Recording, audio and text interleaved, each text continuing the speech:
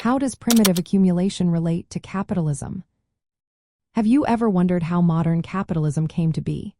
One key concept that helps explain this is primitive accumulation.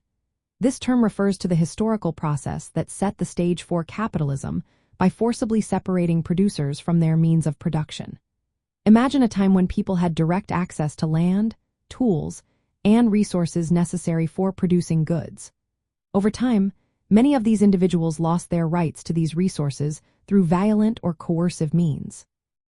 This could include land enclosures, colonial conquests, or even slavery. As a result of this separation, these producers became wage laborers. They no longer owned the tools or land needed to work and survive. Instead, they had to sell their labor to capitalists who controlled the means of production.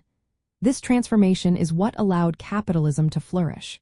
The term primitive does not imply simplicity or early development. Rather, it signifies the essential stage that came before capitalist production could fully develop. In capitalism, the main dynamic revolves around the exploitation of labor. Workers produce more value than they receive in wages, and this surplus value is taken by capitalists as profit. However, this exploitation relies on the existence of capital and wage laborers. Primitive accumulation explains how this initial capital and labor first emerged, not through the capitalist system itself, but through direct seizure and dispossession.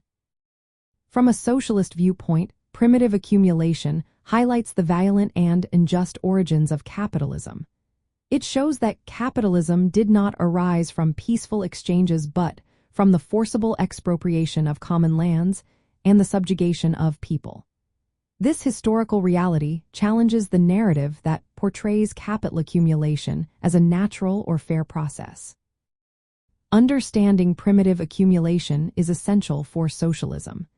It reveals the systemic inequalities and coercion embedded in capitalism from the very start.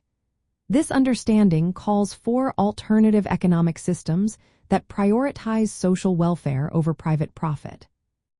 In practical terms, recognizing primitive accumulation helps explain ongoing issues like land grabs and exploitation in global supply chains. These issues are modern continuations of the original process of dispossession.